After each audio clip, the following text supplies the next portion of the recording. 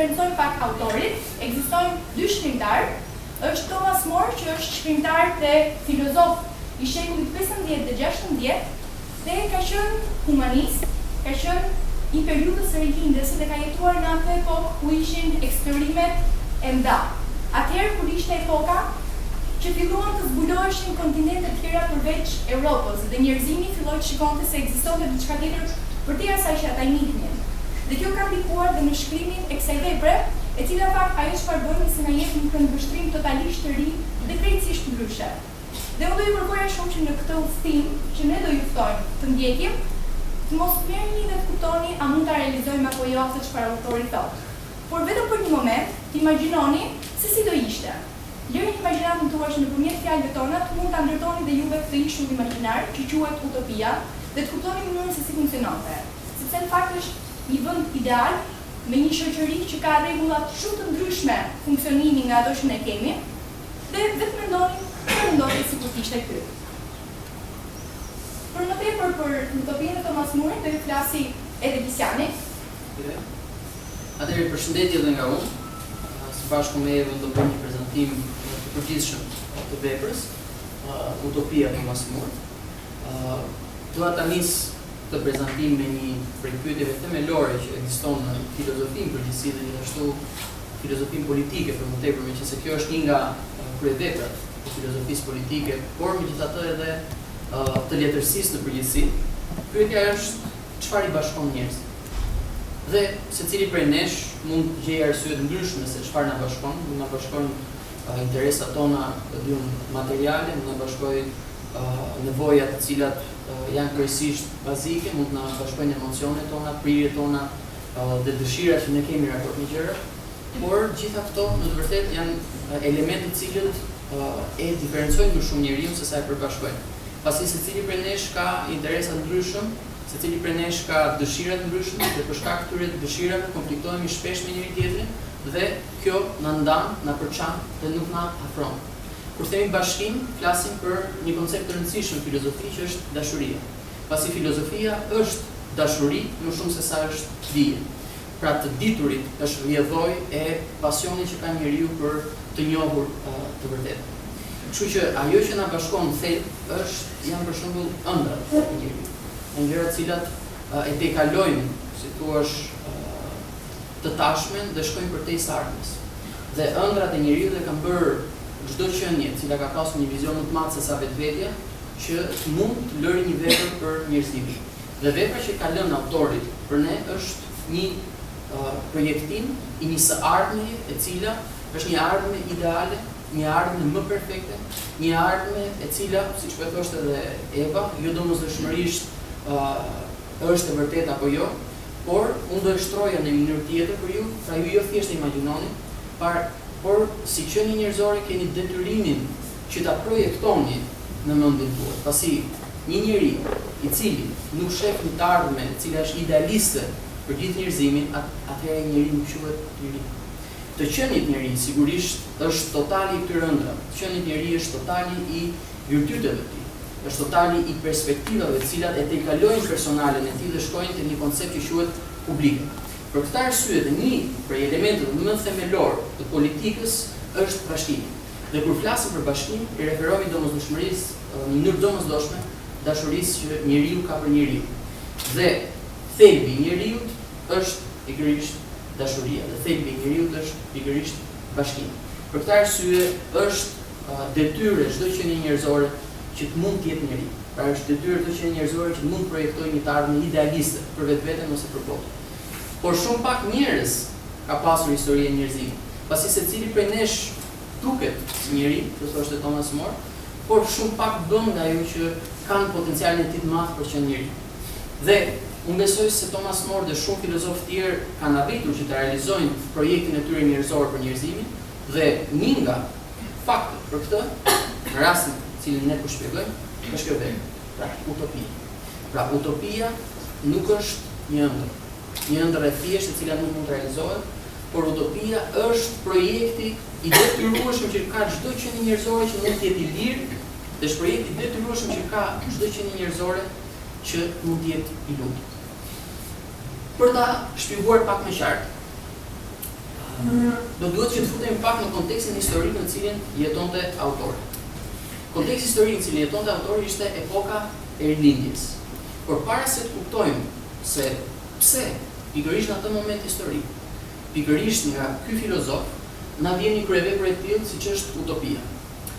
Thomas More ka qenë influencuar kryesisht nga Platoni dhe Shën Agustini, të cilët janë, si thua, një linje të linjës filozofike idealiste ose metafizike, mund të quajmë. Platoni ka shkruar një vepër që quhet Republika, e cila i përgjigjet një pyetje shumë themelore në filozofi dhe në politikë në përgjithësi, se çfarë është drejtësia. Dhe drejtësia për të sigurisht nuk është një raport shkëmbimi tregtar, por i referohet një kategori më të lartë të esencës të asaj esencë që ne quajmë njeri. Dhe këtë koncept se si mund ndërtojmë thonjza parajsën në tokë ose sistemin ideal për gjithë njerëzit, ai na shpjegon nëpërmjet Republikës së ideale. Më vonë, Shën Agustini na shpjegon nëpërmjet qytetit diellit, që është përsëri një republikë ideale. Dhe prej këtu na vjen koncepti i utopisë. Por e gjuam çfarë është utopia, secili prej nesh mund të ketë një mendim se çfarë mund të jetë utopia, dhe zakonisht themi që kjo gjë është utopike. Kjo gjë nuk mund të realizohet, është një projekt i pamundur, domethënë për prakticitetin e jetës në cilën ne jetojmë. Në të vërtetë, utopi do thotë utopos ose utopos. Ky është zakonisht një keq kuptim. Pse? Sepse nëse ne do kishim bërë një lexim shumë thjesht me konceptin utopi, atëherë topos do kuptoni se topos, vendi u është mohuese, pra është një jo vend, një vend që nuk mund të ekzistojë në dimensionin fizik. Në fakt, origjina etimologjike e fjalës u nuk është u, por është u. Besoj se keni dëgjuar shpesh ose ndoshta disa që kanë lexuar filozofi konceptin eudaimonie, të cilin Aristoteli dhe shumë filozof politik, filozof në përgjithësi dhe filozof politik, të cilët kanë krijuar një projekt mbi mënyrën se si duhet të jetë sistemi më mirë i qeverisjes, kanë si hallk përfundimtare konceptin e eudaimonisë, pra të lumturisë së njeriu. Dhe lumturia e njeriu është, të thuash kjo, që është fati ose qenia, dhe daimon.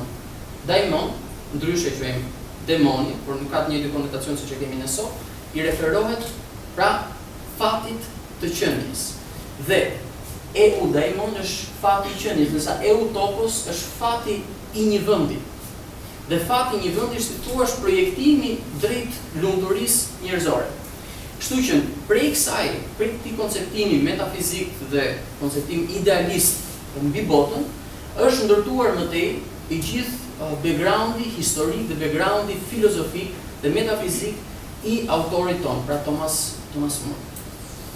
Por çfarë influencoi në të vërtetë Thomas More? Para se të shkojmë këtu, do duhet që të kuptojmë një herë se në cilin kontekst historik jetonte Thomas More. Dhe Thomas More pikërisht ishte në momentin kur ngjizën mendimet më të reja filozofike dhe shkencore të njerëzimit, kryesisht pas 1000 vitesh errësire vedie. Errësirës vedies i referohen periudhës mesjetës, pasi për 1000 vite u refuzua çfarëdo lloj kuptimi racional, intelektual, akoma dhe qëndësor dhe filozofik mbi njeriu dhe mbi botën, dhe tashmë një grup njerëzish rikthehen përsëri tek e shkuara, pra rilindin edhe një herë atë që ekzistonte në Greqinë antike. Dhe ajo që ekzistonte pra në Greqinë antike, pra kjo rilindje, si thua ishte rilindja e qenies njerëzore, pra ju dha edhe një herë legitimiteti që në thelb të shpjegimit të çdo gjëje është vetëm njeriu. Pra, cili ishte konceptimi aktual i kushteve historike në cilën kishte qëndruar mesjeta asaj kohe? Ishte një errësirë e mendjes njerëzore në kushtin sepse në ato momente çdo përgjigje ti mund ta gjeje thjesht nga një autoritet më i lartë. Pra përgjigja gjendej nga Perëndia, gjendej nga Zoti, nga një autoritet që ishte më i lartë se sa secili prej njerëzve të tjerë.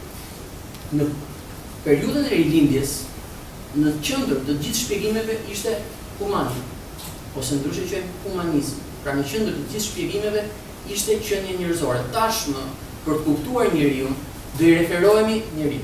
Tashmë për të kuptuar natyrën do t'i referohemi natyrës, nuk do i referohemi më diçka e cilën ne nuk e njohim. Dhe pikërisht prej kësaj ndërtohet një konceptim i ri i një shteti, si thuash, apo një qytetërimi ideal që është utopia. Ky projekt kaq i madh, të cilin e solli si në kuadrin filozofik, gjithashtu edhe në një narrativ letrare, Thomas More influencoi një grup filozofësh shumë të mëdhenj të historisë njerëzimit dhe bëri të mundur që të ngrijë dhe të çelte vërtet ajo periudhë e rilindjes evropiane, pra e rilindjes së dijes, shkencës dhe të artit thelbësor, të artit të qenies njerëzore, pra të qenies njerëz dhe human. Dhe çfarë influencoi më tej Francis Bacon, influencoi më tej Thomas More? Ai influencoi rilindas të tjerë, siç ishte për shembull Francis Bacon, i cili mund të quhet ndryshe një utopian naturalist. Pra, utopia e tij mbi një botë, si thua, ideale, do duhet projektohej nga natyra. Pra nga arsyeja që ne gjejmë tek ligjisit natyrore. Pra një shkencë deduktive e re. Në krau tjetër, kemi për shembull utopian idealist, siç është për shembull Oscar Wilde dhe Herman Hesse, të cilët e shohin projektin e një bote idealiste jo si një arratisje, por si një domosdoshmëri që çdo qenie njerëzore ka që të mund ta realizojë. Në krau tjetër kemi për shembull konceptime të mëtejshme siç është distopia, që e përfaqëson Huxley dhe Orwell, të cilët duke parë problematikat që u hasën për shkak të luftës së parë dhe luftës së dytë botërore dhe sistemeve të cilat provuan që ndërtonin konceptimin e një njeriu nëpërmjet konceptit njeri, pra humanist, arritën deri në shkatrime, arritën deri në genocide. Dhe u bë edhe një herë një reflektim se si ndonjëherë nëse ne nuk arrijmë ta perceptojmë siç duhet dhe të jemi si thua të dashuruar me konceptin e një utopos, me konceptin e një dashurie, pra e cila shkon për idealin e vërtet njerëzor, mund të shkojmë në një distopi, ose ndryshe në një lloj republike kokposhtë, duke vrarë apo duke shkatruar ëndrat themelore të çdo njeriu. Në krah tjetër për shembull kemi influencën cilën ka pasur kryesisht edhe te filozofët francezë të shekullit të 20, siç ka qenë Michel Foucault, Gilles Deleuze, dhe Foucault për shembull krijon një koncept tjetër që quhet heterotopi. Të gjitha këto lindin prej Thomas More, domethënë e kanë origjinën e tyre ose janë influencuar prej Thomas More. Dhe heterotopia na tregon se si në të vërtetë topos ose vendi në cilin ne jetojmë është thuaç i detyruar apo i projektuar prej rrethonave shoqërore. Cilat janë këto rrethana shoqërore? Foucault na thotë për shembull që mënyra se si rrim në shkolla, mënyra se si jemi organizuar për shembull në spitale, mënyra se si jemi organizuar në përburgje, secila prej këtyre pra projekton të qenit njeri dhe më shumë se sa e bën të lirë e sklavëron atë kundrejt një forme të menduarit. Dhe synimi i utopisë nuk është që ta limitoj imagjinatën dhe mendimin njerëzor, synimi i utopisë është që të mund ta lindi imagjinatën dhe mendimin njerëzor. Ndërsa heterotopia ose distopia me radhë e kanë vrarë atë si thosh. Prej kësaj kuptojmë gjithë konceptimin dhe kontekstin historik në cilin ka jetuar autori dhe ka projektuar më tej mentalitetin e tij dhe filozofinë e tij tek një sër filozofësh dhe letrarësh të mëdhenj pas vdekjes së tij. Tani futemi konkretisht tek vepra. Për ta kuptuar, ne kemi marrë disa prej koncepteve më themelore të veprës, dhe njëra prej tyre është ekonomia. Pasi për të kuptuar politikën do duhet të kuptojmë të kundërtën e saj, që është ekonomia. Zakonisht ne mendojmë se koncepti i ekonomisë është domosdoshmërisht i lidhur me politikën, por në fakt kjo nuk është e vërtetë. Nëse ne kthehemi pas në kohë dhe shkojmë në atë periudhë në cilën vetë Thomas More ishte frymëzuar nga, që ishte qytetërimi i vjetër grek, ekonomi, fjala ekonomi vjen nga fjala greke oikos, që do thotë familje. Pra ekonomia është fusha e privates. Pra ekonomia është fusha që e privon njeriu nga publiku. Kështu që një politik e cila merret vetëm me dimensionin ekonomik, merret vetëm me materien e njeriu. Dhe lë jashtë shpjegimit dhe jashtë perceptimit të dimensionit njerëzor shumë elemente të tjerë të cilët janë akoma më të rëndësishme se sa si do ushqehemi, se sa si do i ndërtojmë gjëra. Të gjitha ato janë të rëndësishme, por këto janë ato që e privojnë njeriu nga qenit thelbësisht njeri. Sepse të qenit thelbësisht njeri është raporti që ne kemi me njëri tjetrin, është lumturia që prodhojmë raport me njëri tjetrin, është edukimi që bëhet nga më të diturit, nga personat të cilët kanë dëshirën për të ditur. Pra, është si thua një lloj sinergjie, dashurie mbi dijen. Kjo është ajo që është politika e vërtetë, sepse politika është arti i bashkimit, ose i bashkimit në kushtet e drejtësisë. Dhe sigurisht secila për republikave ideale që nga herë Platonit deri tek Thomas More i përgjigjet pyetjes se çfarë është drejtësia dhe si mund ta implementojmë atë në një sistem konkret, idealist, por jo i pamundur. I pamundur për gjendjen e vetdijes në cilën ndodhemi ne, por jo në kushtin në cilin ai shpjegon se si duhet të jetë. Kështu që për ta kuptuar këtë, unë po bëj një mohim, si thua, ne pra po bëjmë një mohim të vetë ekonomisë.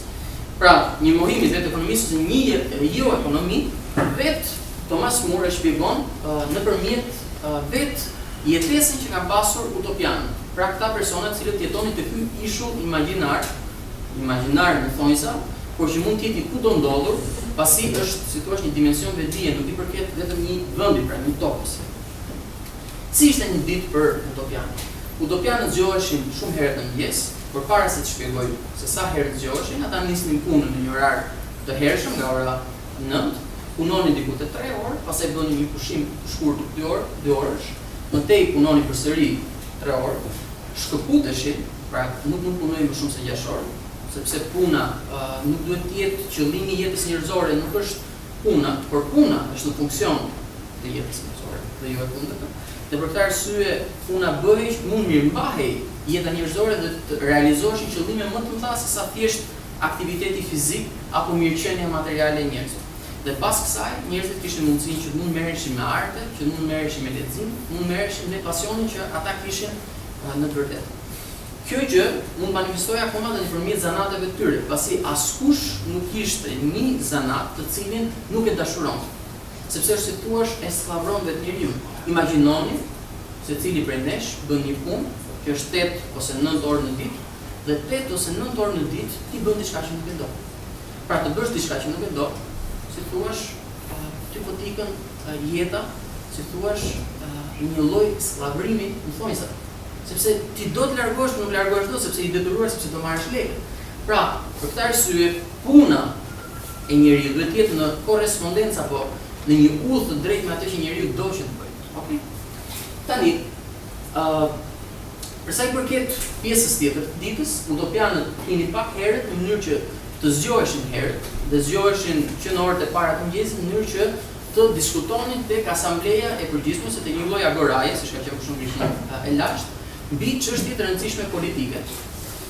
Dhe pikërisht ky dimension politik i jepte rëndësinë primare utopisë ose republikës ideale të Thomas More. Pasi në këtë kusht publik arrin që të mishërohet qenia e vërtet njerëzore ose qenia në thelb njerëzore. Për shembull, disa fakte të rëndësishme ishin në lidhje me mënyrën se si e perceptonin ata bujqësinë, që është një nga aktivitetet më bazike të njeriu, sepse nëpërmjet bujqësisë ne mundemi që të përmbushim nevojat natyrale apo nevojat për mbijetesë njeriu, okay? Askush nuk ishte i detyruar që të punonte gjithë jetën e vet si burg. Të gjithë njerëzit kishin detyrimin të punonin 2 vite gjatë gjithë jetës tyre në bujqësi, në territoret rurale, pra në fshat. Dhe gjatë pjesës tjetër të tyre ata jetonin si bëhej diçka e tillë, nëpërmjet një rotacioni. Shkonin 2 vite një grup personash nga qytete ndryshme të utopisë, sepse ekzistonin diku te 54 qytete utopiane të cilat ishin të barabarta në perceptimin e dizajnit të tyre, mund ta quajmë. Dhe kur shkonin në fshat, qëndronin 2 vite dhe ata të cilët kishin 1 vit edukonin persona të cilët ishin të saparë. Megjithatë, ekzistonin persona të cilët kishin një lloj pasioni të madh për këtë kultivim ose art konkret që e cila ishte bujqësia dhe kishin të drejtën që të mund të jetonin atë që merreshin pikërisht vetëm me këtë profesion, por vetëm në rast se kjo ishte diçka e cila i përmbushte ata. Përndryshe nuk kishin një detyrim të tillë. Mëtej, ne kuptojmë se utopianët nuk kanë pronë private. Pra të gjithë jetonin në godina të caktuara dhe tek ajo godinë nuk mund të jetoni më shumë se sa 10 vite, sepse automatikisht do të krijon një ndjenjë atashimi ose një ndjenjë përkatësie dhe pronësie mbi këtë objekt konkret, që ishte shtëpia. Një fakt interesant tjetër ishte që ekzistonin 2 dyer tek çdo shtëpi utopiane, një derë hyrëse dhe një derë dalëse. dhe persona të cilët dëshironin të kalonin mes shtëpisë dikujt që nuk ishte dikujt, sepse askush nuk ishte asnjë shtëpi, kishte të drejtën që të ndodhte. Pra imagjinoni, ishin aq të virtytshëm sa nuk kishin se si ta privonin njeriu nga aspekti vet personal, sepse nuk ishte diçka personale. Gjëja më e rëndësishme për ta ishte dimensioni publik. Kështu që dhe mënyra se si visheshin ata për ta sheshuar akoma dhe më të shumë dhe për të krijuar një koncept shoqërish njerëzish të lirë, të cilët nuk lidhen as pak me dimensionin e jashtëm material, edhe veshja e tyre ishte e njëjtë. Vishnin një lloj tuniku të bardhë, të gjithë, pa përjashtim, por kjo nuk është ofendim për diversitetin e secilit, sepse diversiteti i secilit për njerëzve, thotë Thomas More, nuk gjendet tek materiali, nuk gjendet tek rroba, nuk gjendet në mënyra se si mban flokë, nuk gjendet tek mënyra se si ushqehet, sa të ardhura ka, të gjitha ato janë dytësore. Kështu që për ta bërë akoma dhe më sakt këtë gjë, ata krijonin dhe një lloj uniformiteti edhe në veshje, akoma dhe për drejtues. Kjo nuk do të thotë se nuk kishte diferenca, por diferencat prolloheshin në lidhje me nivelin e vetdijes që kishin njerëz të ndryshëm, ose nivelit të arsyes ose nivelit intelektual që kishin persona të ndryshëm në grupime të caktuara politike. Në rast se shihej që nuk ishte nevojshme të bëhej punë gjashorare, pra nuk ishte nevojshme të bëhej punë gjashorare, atëherë automatikisht asambleja vendoste që të reduktojë orët e punës. Pse? Sepse nuk ka të bëjë me sasinë e orëve, por me objektin, apo me konkluzionin, apo me rezultatin dhe eficiencën që na prodhon punën. Kështu që njeriu nuk duhet të ndihet i detyruar dhe i skllavëruar për punës, por të ndjehej si thua i lirë nëpërmjet këtij aktiviteti. Kështu që në rast se përfundonte shpejt të punën, të largohej edhe më shpejt. Dhe kjo gjë bënte edhe reduktim me orësh pune, por në raste të tjera persona, po të njëjtët persona ishin të gatshëm që mbi konceptimin e totalit që kishin në të Republikës, nëse ishte një punë kolektive, të gjithë bashkë, i gjithë qyteti bëhej bashkë pra, që të mund të ndërtonin një rrugë, që të mund të ndërtonin një institucion publik. Pra, në rast saktuar sakrifikonin pra nga personali atyre për hir të publikës me orë ekstra, në raste tjera, nëse kjo nuk ishte nevojshme, i eliminonin totalisht këto orë, sepse objektivi i gjithë veprimtarisë materiale në kuadrin e utopisë bëhej për një synim, rritjen e qendrës njerëzore. Pra bëhej për një synim, për njohjen e njeriut në raport me veten e tij. Pra ishte thuash një lloj dimensioni filozofi se si mund të jetë një jetë e lumtur. Dhe një jetë e lumtur nuk mund të ekzistojë në terma material. Për ta kuptuar më qartë diçka të tillë, do na shpjegoj edhe Eva tek pjesa e politikës, e cila e gjithë kjo pjesë e prezantimit është thjesht një hyrje për kuptuar më tej se si funksiononte dhe si mund të manifestojë një sistem ideal i drejtë, siç ishte utopia. Tani, me gjithë çfarë ka Lisiani, më shumë rëndësi ju mund të mendoni që në fakt utopianët janë varfër. Sepse ju tha që punojnë më pak se 6 orë në ditë, ju tha që ka disa zanate, por pa i lidhur shumë me pjesën e materjes, dhe ju tha që visheshin gjithë njësoj. Në të vërtetë nuk është as pak kështu. Lisiani e shpjegoi shumë mirë që arsyeja sepse ata visheshin njësoj nuk ishte për shkak se kishin mungesa parash, përkundërzi. E bukura e politikës në utopi, që në fakt, siç e tha po prapë Lisiani, vjen nga fjala polis, që lidhet me qytetin, dhe me me qeverisjen e qytetit, aty bëhej për një tjetër lloj synimje. Dhe koncepti që paraja kishte për ta kishte tjetër lloj vlere. Utopianët madje ishin shumë të pasur, përkundërzi, sepse prodhimtaria e tyre ata prodhonin nevojshme dhe gjithmonë çfarë mbetej e tepërt ose të kishte mungesa plotësoheshin nëpërmjet qyteteve, nëpërmjet menaxhimit që bëhej nga prisa. Dhe çfarë tepronte pastaj prej tyre dhe ku kishte nëpër qytete mungesa, dhe këto shkëmbime nëpërmjet utopisë ata i bënin pas një lloj pagese.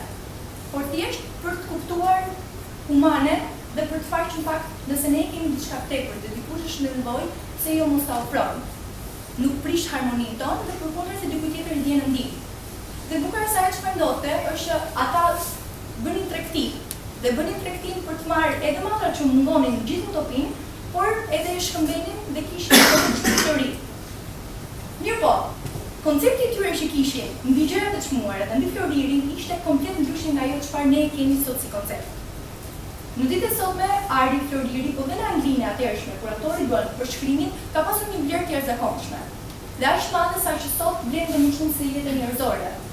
Dhe nuk vlen më as koncepte të tilla si vllazëria, nuk vlen më as koncepte të tilla si familjariteti, por për 2 lekë mund të shitet kushdo.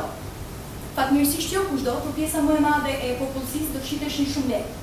Ndërkohë që për utopianët, duke kuptuar parëndsinë dhe duke parë ajrin dhe floririn si minerali që gjenden në tokë, përdorimi e tyre ishte shumë interesante se e përdornin për uturak dhe për zinxhir sklevish. Arsyeja pse donin këto është se nuk donin që ta çonin popullin në tundimin për të bërë materiale të vlefshme për ta. Për shembull, kupat e tyre, që sot po të kesh një kupë ari dikush do lumturoj zakonisht, ishin me materiale të thjeshta për të përdorshme. Ishin me qenë ose me argjinë. Ndërkohë që i bënin motoratët dhe zinxhirët e sklevrëve, madje dhe hajdutëve për t'i ndëshkuar ose kriminalëve, u jepnin dhe u vinin në përduar unaza, u vinin kurora, floriri në mënyrë që njerëzit ngjallin ndjenja për çmimin ndaj kësaj gjëje. Dhe arsyeja pse bëri kjo, sepse nëse një ditë do jetë e nevojshme që ky art dhe flori të përdoret për gjëra dobishme për popullin, si për shembull për një luftë ose për zgjerimet nevojshme, nëse dikush do jetë i lidhur me materien, asnjëherë nuk do i japi. Dhe do fillojë e gjitha ajo smundje që ne sot e kemi, që secili kërkon të ruajë për vete, secili kërkon të mbajë grumbullojë sa më shumë. Dhe ata thonë se ku është vlera për ta ruajtur diçka që nuk e përdor. Kështu që prandaj ata e përdornin për gjëra të rëndota në mënyrë që njerëzit mos të lidheshin me këtë koncept dhe të shikonin gjithmonë dhe më tepër zhvillimin e tyre.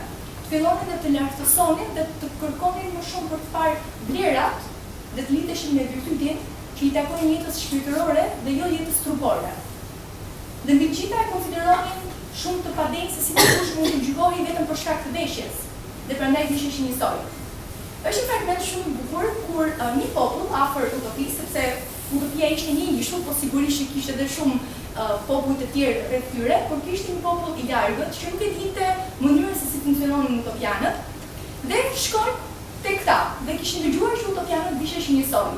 Dhe gënjehen duke menduar se mos utopianët ishin kaq të prapambetur sa visheshin njësoj sepse nuk kishin mjete të tjera dhe nuk njihnin përdorimin e tyre.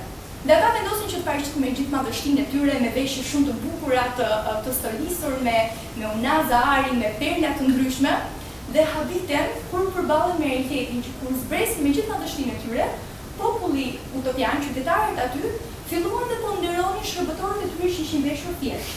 Dhe po përçmonin mbretërit dhe ambasadorët që kishin ardhur aty, sepse i shikonin me sipas vlerave të tyre. Dhe këta kur kuptuan pastaj mënyrën e funksionimit të qeverisë utopiane, madje edhe perjat në utopi kur i gjenin, sepse nuk rrinin të gërmonin dhe nuk harxhonin orë të pafundme siç bëhet sot për shembull. Sa popull ka të nëftruar vetëm për të nxjerrë minerale. Sa jetë njerëzore skllavërohen në fakt pavarësisht se nuk i quajmë sklever, në mënyrë që të nxjerrin një mineral që faktikisht po ta mendojnë kur nga përdorimi, përveç bukurimeve që mund ta përdorin në dorë, nuk përdorin për asgjë të rëndësishme. Ndonse po ta marrim si mineral, ari ka vlera shumë të mira përcjellëse, por ne nuk e përdorim për këtë, e përdorim thjesht për t'i dhënë vetes një lloj kënaqësie ose krenarie të kotë. Dhe utopianët kujdeseshin shumë mirë që të mos i lejonin njeriu nëpërmjet edukimit që bënin që të binin nëpër këto lloj të metash. Dhe pasi dhe ky popull u njoh, kërkoi zakonisht shumë që të mund të mësonte prej tyre, dhe të mund të mësonte pikërisht prej drejtuesve. Sepse që të kishin këto lloj vlerash dhe ata kishin një lloj mënyre funksionimit të tyre. Dhe utopianët, siç e ka dhe Lisiani, ka 55 qytete, ku në të gjitha qytetet që janë njësoj, janë uniform, ka nga 6.000 qytetarë. Dhe nëpërmjet këtyre 6.000 qytetarëve zgjidhen prisit e tyre, të cilët zgjidhen nga vetë populli dhe janë nga grupi i intelektualëve, por jo vetëm intelektualëve në termin e të diturit, por të atyre që dedikojnë jetën e tyre edhe kultivimit të vlerave dhe virtyteve. Dhe e gjithë puna që këta bëjnë është që përkujdesen për funksionin menaxhues, që të ketë një mbrëmje të mirë dhe mbi të gjitha mos i lejojnë njerëzit që të jenë pa punë, sepse ata mendojnë se parazitizmi dhe papunësia i bëjnë njeriu të flokësh. Dhe në fakt është shumë interesante se sa në utopi nuk ka asnjë analfabet, pavarësisht se gjithë punojnë në bujqësi dhe dedikohen orëve të lira leximit. Dhe është shumë e bukur të shohim se si në utopi nuk ka asnjë ndërtat. Pikërisht sepse duke qenë në jetë publike, njerëzit janë të hapur dhe janë transparent dhe nuk e lejojnë as të tjerët që të mund të jenë parazit, dhe sa nga kemi ne sot.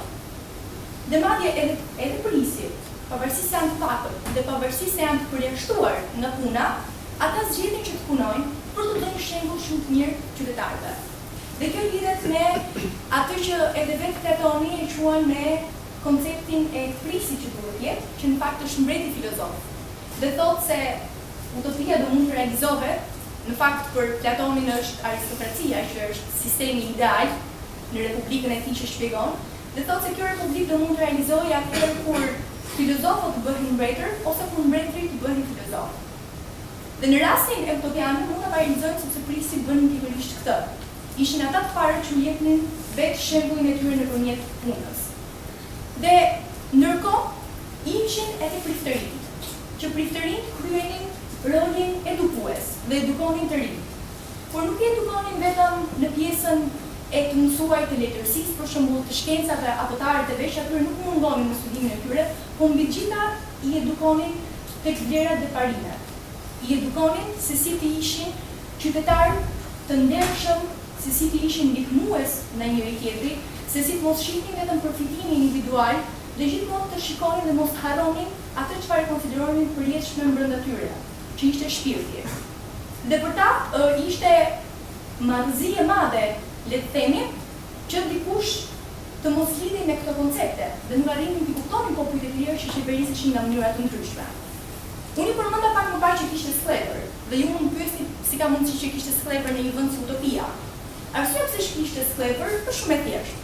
Sepse kudo do ketë njerëz që do bëjnë gabime. Por edhe aty ku njerëzit bëjnë gabime, në vend që të ndërtojnë burgje, utopianët i detyronin me punë të detyruar që ishin sklepër. Kuptohet që ndër sklepërit ata që kishin një sjellje të mirë, po pra ktheheshin njerëz të lirë. Por nëse dikush bënte një akt ose vepër të keqe, mënyra se si ndërshkohej kishte nëpërmjet punës detyruar. Kështu ato bëhin mbad, sepse ne kemi institucione të tëra që ka burgje, njerëzit që janë atje në kot, nuk kuptojnë asgjë nëpërmjet edukimit, ndërkohë që në të kundërt, utopianët mendonin se nëpërmjet kësaj gjëje ata do mund në radhë të parë edhe të kuptonin për arsyet e veprimeve të tyre. Që është besoj gjëra më e rëndësishme e mënyrës se si ata funksionojnë. Dhe po pra e bukur është se qytetet, në momentin që janë të ndara dhe lidhet me jetën familjare se si organizohej, ishin të ndara të gjitha në 4 lagje të barabarta. Dhe në çdo lagje kishte hotele të mëdha, në të cilat jetonin traniborët që janë prisit e tyre, por njëkohësisht shërbenin edhe si hotele, ku njerëzit shkonin dhe hanin vaktet së bashku. Kjo bëhej në radhë të parë sepse, siç u thashë në fillim, çdo gjë ishte publike. Kështu që dhe ushqimet ata nuk ishin private, se dikush mund mendojë ndoshta nuk kanë mjaftueshëm, por përkundrazi gatuheshin aty. Gatuhen aty që njerëzit ftohen në mënyrë që të mund të hanë gjeksin edhe drekën së bashku. Dhe kishin një zakon të bukur të integrimit edhe të të moshuarve me të rinjve, në mënyrë që këta të fundit të mësonin nga dija e parëve, dhe të lexonin përpara çdo vakti një pjesë leximi, që mos ishte e gjatë dhe e mërzitshme, por njëkohësisht të kishte edhe diçka esenciale, në mënyrë që të nxitej gjatë kohës së ngrënies biseda që do ishin shumë intribuese dhe aty nxiteshin dhe të rinj që të shpalosnin karakterin e tyre. Dhe këtu duket se sa qartësisht ata edukohen për të lidhur me vlera më të larta, për të shfaqur hapur karakterin e tyre dhe kur shikohej e nevojshme, ndërhyej në mënyrë direkte. Tani gjithë kjo mënyrë organizimi e tyre dhe se si funksiononte lidhej gjitha me konceptin e lumturisë. Siç u tham në fillim, mungesa e pronës, mungesa e paras, të mos u lidhur me gjërat materiale, të gjitha tregojnë se çfarë për utopianët ishte lumturia. Jo lidhja me sendet e prekshme dhe të përditshme, por përkundrazi lidhen me një soditje tjetër, për cilën unë po e lë për momentin pauzë, sepse dua ta kapim dhe ta rikthejmë në një moment tjetër. Gjithashtu, në mënyrën se si ata krijonin mendimet e tyre mbi entitetet të cilat ishin më të larta dhe për këtë arsye këto gjëra e quajmë besim, sepse duhet kemi sigurinë absolute mbi vërtetësinë e tyre. Utopianët ishin shumë të hapur mbi forma të ndryshme të besimit, pra çdo person kishte të drejtën që të manifestonte mendimin e tij ose besimin e tij në bazë të eksperiencës që kishte dhe të virtyteve që kishte perceptuar, të krijonte pra një manifestim pra mbi besim të caktuar. Por pavarësisht kësaj, të gjithë utopianët besonin tek një entitet, si thua, natyral ose një lloj ligji natyror, i cili përmbledh të gjithë këto besime rreth një besimi unik, që është besimi tek një qenie absolute ose do të thënë quasi një lloj zoti, sepse mund quhet qenie, zot ose natyrë gjitha këto gjë. Kështu që mënyra se si ata shkonin te ky konceptim I absolutës ishte nëpërmjet arsyes. Pra, besimi I tyre nuk ishte një besim I verbër I cili fillonte nga emocionet e secilit, pra që nëpërmjet dëshirave që kishin, një përshtypje që kishin krijuar raport me diçka, të mund krijonin edhe një lloj mendimi mbi një gjë që ndoshta nuk ekziston. Dhe sigurisht nëpërmjet intelektit dhe arsyes ata shkonin drejt virtytit. Pra virtyti ose cilësitë të cilat e tejkalojnë pra racionalitetin njerëzor, duhet që të maten një herë prej racionalitetit. Për ta thënë më thjesht, imagjinoni se cili prej nesh ka dëshira të ndryshme, ka pasione të ndryshme. Secila prej këtyre dëshirave dhe pasioneve I referohet më shumë egos njerëzore. Dhe egoja e njeriu është në të vërtetë ajo që I quajmë ndryshe njeriu racional. Pra njeriu racional mendon në kuadrin e arsyes private të tij, në kuadrin e arsyes personale të tij. Në kuadrin e kësaj arsye private dhe personale, mua më intereson, si thuash, më interesojnë gjërat për veten. Shkollimi im më intereson për veten time, parat më interesojnë për veten time, raporti që krijoj me njerëzit më intereson për veten time dhe e vërteta më intereson për veten time. Po a është një vërtet që te I kalon veten time? Sigurisht jo. Sepse I referohet vetëm vetes, pra egos, pra një arsye racionale. Kjo arsye racionale, pra, nëse ne e zhvillojmë deri diku, arrin në tej që të kuptojmë se kjo na mban peng prej vetvetes ose prej vetes tonë vërtet. Dhe pikërisht prej arsyes mund të bëjmë këtë arsyet tonë. Pra prej arsyes si thua publike, mund të bëjmë arsyen tonë si thua private. Cila është arsyeja publike? Arsyeja publike është virtyti. Pra, çfarë është më e duhura për totalin? Çfarë është më e duhur për tjetrin? Kujt I shërben ky veprim I cili nuk po bëj? Pra më shërben mua apo I shërben totalin? Në këtë lloj perceptimi funksiononte pra e gjithë Republika e Utopisë. Pra, si mund krijojmë një botë të caktuar e cila I përket të gjithëve dhe është në shërbim të gjithëve. Pra, nuk është në interesin personal dhe privat të secilit. Dhe për këtë arsye, utopianët kanë shkuar në një pikë ku ligjet nuk kanë vlerë. Pse se sa më shumë ligje ka një shtet I caktuar, aq më pak drejtësi ka. Sepse në momentin që njerëzit kanë të rrënjosur thellë brenda vetes tyre drejtësinë, nuk kanë nevojë për një ligj të jashtëm që të detyrojë të bëjnë diçka. Kështu që drejtësia e manifestuar tek një njeri është virtyti, që është trimëria, për shembull është bujaria, është sinqeriteti që ne kemi raport me njëri tjetrin. Imagjinoni një shoqëri ku gjithë janë sinqert me njëri tjetrin. A mund të ketë gënjeshtër? A mund të prodhojë kjo korrupsion? Sigurisht jo. Pra, vetëm prej këtij konceptimi, pra, si thua, idealist për I bazuar tek një virtyt I arsyeshëm, mundet pra që krijohet ky sistem utopik. Pra, një sistem ku gjitha këto detaje e ndryshme, të cilat ne kemi shpjeguar deri tani, krijohen në kushte jo ligjshmërie, po jo se janë kundër të së drejtës, por ligji, sa më shumë ligje pra të ekzistojnë, aq më shumë I largohemi konceptit të drejtësisë. Për shembull, vetë Platoni e krijoi apo shkruaj të Republikën Ideale për faktin sepse u trondit thellë nga vdekja mësuesit të tij, I cili ishte Sokrati.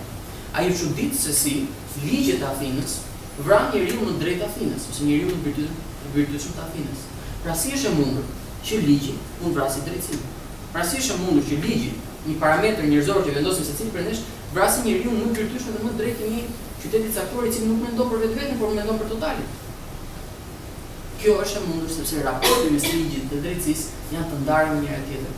Kur themi ligj, jo domosdoshmërisht I referohemi konceptit të drejtësisë. Pasi drejtësia është burimi autentik I virtytshmërisë njerëzore që I përket secilit prej nesh në mënyrë autentike. Kjo virtytshmëri si kuptohet në kuadrin e publikës. Pra, sa I shërben totalit, jo vetëm vetes time. Dhe pikërisht ky është edhe rasti I Sokratit, I cili për shkak të totalit nuk pranoi që ta ratisej nga burgu, sepse mendonte se unë jam I biri këtyre ligjeve të Athinës dhe nuk mundet t'i mohoj këto ligje sepse I bie që të mohoj veten time. Dhe pavarësisht se janë të padrejta, unë do I bindem këtyre ligjeve deri në fund të jetës time. Pra vdes nga duart e ligjeve të padrejta për të verifikuar se drejtësia triumfon. Pra kjo është virtytshmëria. Pra I përket një dimensioni më publik, nuk I përket egos personalit secilit. Sepse në terma racional, ai do shifte interesin e vet dhe do largohej. Po do largohej për ku? Ku do largohej ai që mund si thua të izolojë prej vetvetes?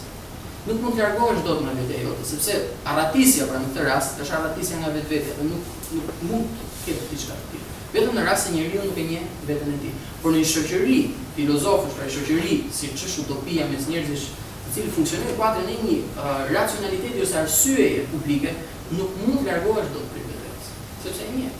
Dhe pikërisht një nga fragmentet e fundit të librit thot vetë Thomas More, që është vetë Thomas More përfaqësohet me emrin e një prej personazheve që është aty, dhe personazhi kryesor është ai i cili largohet nga qyteti anglisht, shkon për 5 vite në Utopi dhe pastaj ndjen nevojën që mund të rikthehet edhe një herë. Dhe thotë që unë tani që di, kam përgjegjësinë që t'ia transmetoj këtë gjë gjithë tjerëve. Për interesin tim privat do duhet të qëndroja në Utopi, por për interesin publik të kësaj shoqërie në cilën mua më ka lindur, unë duhet që të kthehesha këtu ku kam lindur, që është Anglia e asaj kohe. Dhe nëpërmjet këtij perceptimi, akoma dhe ligjshmëria dhe mënyra se si gjykoheshin veprimet ndryshme të njerëzve në shoqërinë e utopisë bëhen në raport me nivelin e tyre të vetdijes. Çfarë do thotë kjo? Për shembull, një skllav nuk mund të gjykojë një lloj me njëri të lirë. Një person i cili ishte i huaj nuk mund të gjykojë një lloj me njëri të lirë. Një person që ishte i lirë dhe i vetëdijshëm nuk mund të gjykojë një lloj me një drejtues. Sepse sa më nivel të lartë vetdije ka, aq më shumë përgjegjësi mban. Që do thotë më konkretisht, mund të dënohet një lloj dikush që e vret pa dashje dikë dhe dikush tjetër që e vret me parë mendim? Nuk mund të gjykohet një lloj. Kështu që vetdia e secilit, kuptimi që ka mbi aktin që bën, e penalizon më shumë se sa ai që nuk e di pse po e bën. Dhe pikërisht në raport me këtë e zbatonin edhe në aktin e luftës. Ajo çfarë bënin në momentin kur një popull i sulmonte utopianët, për shembull, nëse dikush thjesht vite për tyre, asnjëherë nuk mund të sulmonin. Sepse siç u thanë fillimat e ishin shumë të pasur dhe kishin nevojë. Dhe nuk e konsideronin të drejtë që vetëm për hir të vjedhjes, pra të zotërimit material që dikush ka mori, mund të futeshin në luftë. Por përkundrazi, ata futeshin në luftë nëse dikush briste një utopian tjetër. Dhe madje edhe ndëshkimi që jepnin në raport me luftën ishte shumë ndryshe. Dhe ndëshkoheshin shumë herë më shumë personat që nuk ishin utopian, sesa ata që ishin utopian. Dhe kjo për shkak se utopianët vetë ishin edukuar dhe dinin se si mund bënin ndryshe. Por prapë kishin rënë pre e të metave le të themi. Por një popull tjetër, kur vinin persona dhe kryenin vepra ose akte jo të mira, ata i jepnin mendim pak më të lehtë, sepse mendonin kryq ato shqiptarësianë që ishin të pavetëdijshëm dhe nuk dinin. Por kjo nuk i bënte ata që sinqerisht mos ishin kurdoherë të përgatitur për të qenë gati dhe për të qenë mbrojtës të popullit vet. Dhe është shumë e bukur një kena paralizim që unë do doja të bëja lidhur me këtë, për të pyetur se çfarë do ndodhte nëse utopianët ose këto koncepte ne do i thonim sot. A do mund të realizoheshin? Dhe a do mund të realizoheshin në anëvin e atërshme? Përse për shembull utopianët nuk e ndërmorën, supozojmë një luftë që të kushtonin gjithë vendet e tjera, ose të mund ta bënin këtë nëpërmjet delegimeve të ndryshme, si personazhi i Librit që kishte tentuar. Dhe gjatë një bisede që ata nuk e bërë aty, ky thotë, jo sa nuk është tentuar, por imagjinoni thotë si po të jeni në Francën e atëherë, në mbledhjen e një këshilli mbretëror të fshehtë. Dhe kemi duke folur se si ne ose se si Franca në këtë rast do duhet që të mbajë akoma në zotërin Milanon, që e ka në zotërin. Se si duhet të pushtoj Veronën dhe si duhet që gradualisht të marri edhe Anglinë. Dhe filloi thotë, këshilltarët e veç janë aty dhe dikush mendon që këtë mund ta bëjnë nëpërmjet martesës. Dikush mendon që mund ta bëjnë nëpërmjet marrëveshjeve, deri kur ta shohin të arsyeshëm dhe pastaj nëpërmjet rrjedhive mund t'i pushtojnë. Dhe se si ti mbajnë këta të tjerë, po prapë në një lloj nënshtrimi. Dhe ndërsa këta thotë janë të gjithë duke folur, atëherë do çohet Rafaeli shpejt në këtë rast edhe do thotë, unë sugjeroj që ju t'i hidhni poshtë të gjitha këto plane që keni, dhe të mund të mbani vetëm Francën dhe të qeverisni më mirë popullin që keni. Sepse tashmë Franca është shumë e madhe dhe populli ka nevojë për vetëm një drejtues i vetëm nuk mund të shkojë përtej kësaj, por mund ta bëni këtë tokë që keni të mbuluar. A mendoni se do kishte vlerë, a mendoni se do funksiononte? Faktikisht do funksiononte. Njësoj siç nuk do kishte, po prapë funksion edhe sot. Prandaj po utopianët nuk ndërmerrin asnjëherë luftra për zgjerim. Përkundrazi, ishin shumë të dashur me toka që kishin dhe vetmja moment kur ata vetë shkonin në luftë, ishte për të pushtuar një tokë që populli tjetër e kishte lënë diel. Pra e kishte lënë të papërdorur, sepse ata nuk e konsideronin të drejtë që dikush të mbante në zotërim diçka që nuk e përdor. Por një popull tjetër mund kishte nevojë të ta përdorte këtë. Por ajo çfarë bënin është asnjëherë nuk shkonin vetë në luftë. Por gjithë arin dhe florimin e rinj që kishin e përdornin për të blerë mercenarë. Dhe sidomos një lloj populli të cilët ishin të ecur për luftë dhe e gjithë jeta e tyre ishte luftë edhe shturje. Dhe utopianët e mbanin fjalën, premtonin sasi të nda parash dhe jepnin sasi të nda parash. Dhe ishte epokë se sikur popujt e tjerë përpiqeshin që të sulmonin utopianët, mënyra që ata përdornin dhe e konsideronin të padenjë që të derdhej gjatë pafund dhe nuk e konsideronin lavdi fitore në lufte. Por ajo çfarë bënin është që gjithmonë nxjerrnin shpërblime shumë të mëdha që të dorëzoheshin ata që kishin nisur këto akte. Dhe ose jepnin shpërblime nëse qytetarët e tjerë do i dorëzonin, ose nëse ata vetë dorëzoheshin e unë dënimin. Pse bëhej kjo? Sepse për utopianët e konsideronin të padrejtë që të kishte dhe e konsideronin një gjitha mëshirë njerëzore kursimin e jetëve, sepse do kishte jetë të humbura në të dyja palët.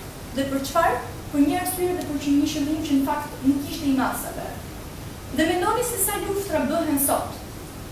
Dhe në sa prej këtyre luftrave njerëzit realisht shkojnë me vedije ose shkojnë me dëshirën e tyre për të futur. Jo, bëhet sepse dikush tjetër i paguan, dikush tjetër u kërkon të shkojnë, qoftë në ditët e sotme. Jemi në 2019 dhe akoma flasim për luftra. Ka mira forca që vetëm për të përfituar të paktët, sepse nuk bëhet për të mirën dhe për totalin, po vetëm për të përfituar të paktët, çojnë shumë jetë njerëzore dëm.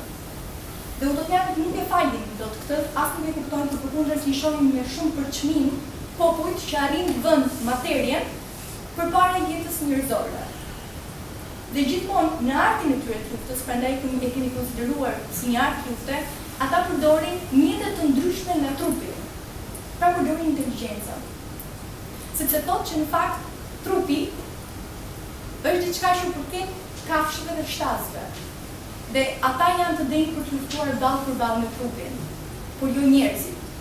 Njerëzit që nga momenti që janë pajisur me inteligjencë, pra me arsye, dhe këto parime mund t'i bënë në shërbim dhe në përmjet arsyes mund të shkojnë drejt këtyre, atëherë duhet përdorin mjete të ndryshme.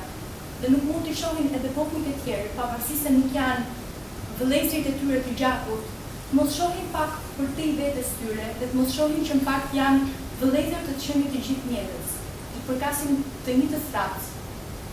Kanë edhe ata po ashtu të njëjta vlera, të njëjtën mënyrë funksionimi, dhe vetëm për shkak se janë diku tjetër ose zotërojnë më ndryshe ose kanë një pamje tjetër, nuk mund të shkojnë në tilla luftra. Dhe gjithmonë utopianët edhe me popujt e tjerë ndërhynin nëse shikonin se po tiranizoheshin për drejtuesve të tyre. Dhe këtë e bënin për të krijuar aleat dhe asnjëherë nuk përdornin marrëveshje. Sepse thonin që nëse njeriu nuk arrin t'i besojë tjetrit nga natyra, si mund ta bëjë këtë nëpërmjet një letre që fare thjesht nuk e vrisë dhe nuk ka asnjë lloj vlere.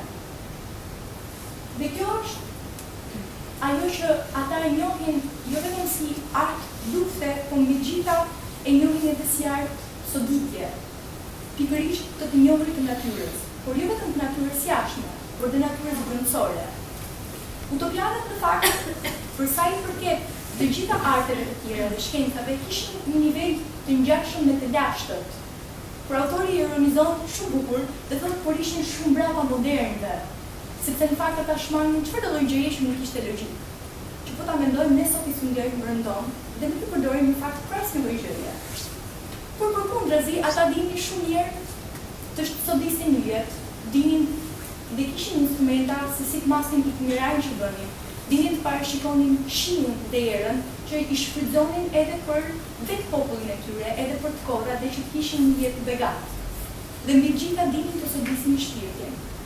Dinin që të kapeshin me konceptin e lumturisë dhe të shkonin tek jo kënaqësia momentale, siç ne bëjmë sot në përditshmëri, që blejmë një veshje të re dhe kujtojmë se kënaqemi, marrim diçka dhe për momentin, por përkundrazi shkonin tek kënaqësia afatgjat që e lidh me lumturinë.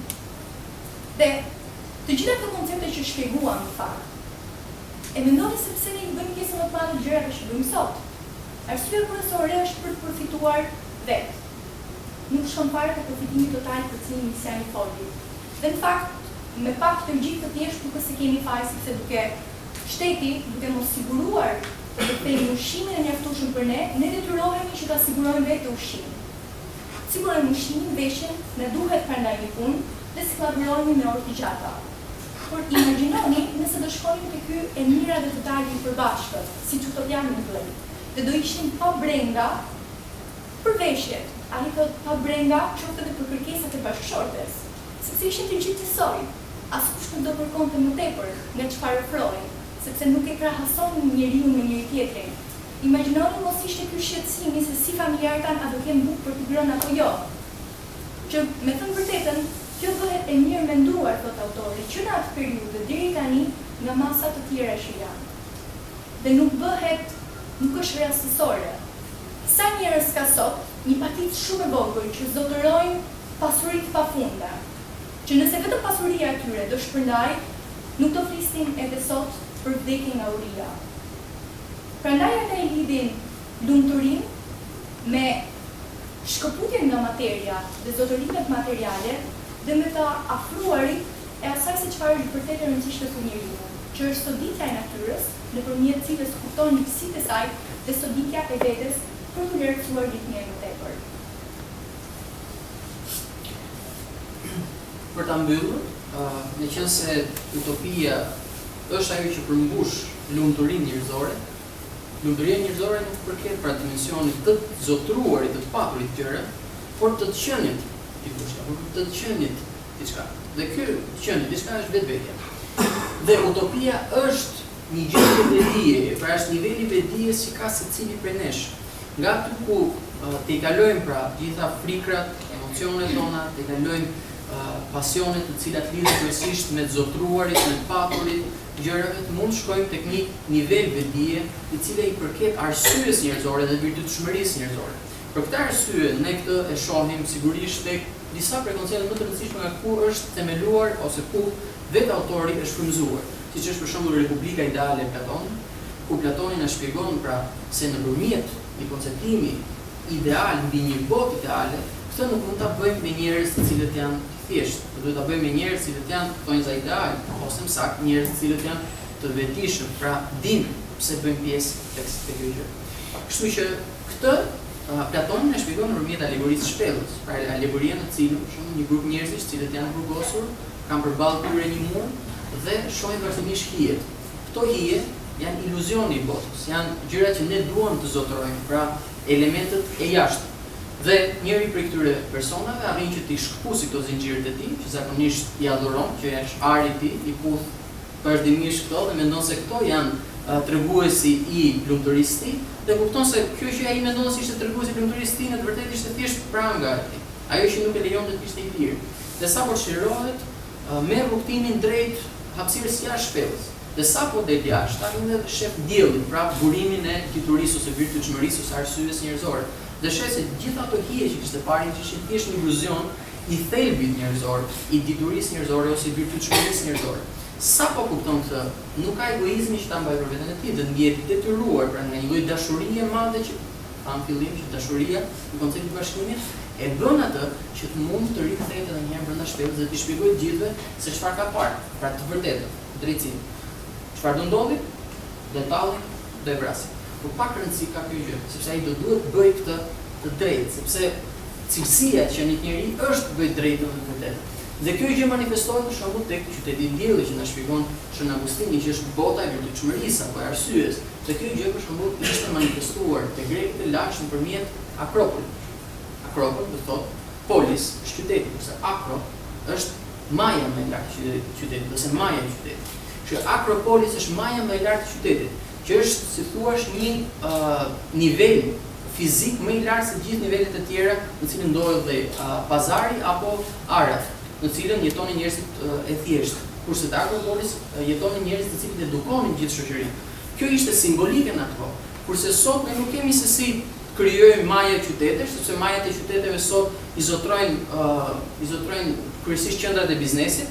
Ato janë godinat më të larta, pra që tregon dhe niveli i vedijes së qenies njerëzore sot është kryesisht tek paraja dhe të zotruarit gjërave, por mund të krijojmë një Akropol të ri. Një Akropol pra i cili është një dimension i vetdijes njerëzore që gjendet brenda secilit prej nesh. Pra, të njohurit të vetvetes, të njohurit të cilësive të cilat janë autentike për çdo njeri. Kështu që për këtë arsye ne bëjmë gjitha këto aktivitete, për këtë arsye ne bëjmë kurset tona në mënyrë që të mund të vetëdijsojmë të gjithë njerëzit, si thua, mbi këtë dimension të njohjes së vetes tyre. Pra, nuk i themi diçka të cilën është e re, është e jashtme, që tashmë nuk e di se mund të shkojë në çdo universitet dhe ta shohë diçka tillë, por japi mundësinë që të mendoj, japi mundësinë që të reflektoj, sepse detyra e filozofit është që ta bëjë njeriu të lirë. Dhe si mund ta bësh njeriu të lirë? Duke bërë ato që mund të njohë veten e tij, pra mund të njohë mendimin e tij. Zakonisht njerëzit janë varur prej mendimeve të tjerëve, janë varur prej rrethanave shoqërore, por nëse dikush zgjon arsyeën e tij të brendshme, nuk i merr konsiderat ato rrethana shoqërore. Dhe për ta mbyllur, do ta mbyll me këtë shprehje të Oscar Wilde, i cili thotë një hartë e botës që nuk përfshin utopinë, nuk vlen as të hedhësh syt, sepse lë jashtë tokën e vetme ku ka zbarkuar gjithçka njerëzimi. Pra kjo tokë e vetme, kjo republikë ideale, kjo utopos, pra një tokë e cila është ideale apo ky Akropol ekzistojnë, si thua, brenda secilit prej nesh. Pra nuk është një vend fizik, por është një vend qëndrim apo një zotërim që ka secili në raport me veten e tij. Faleminderit.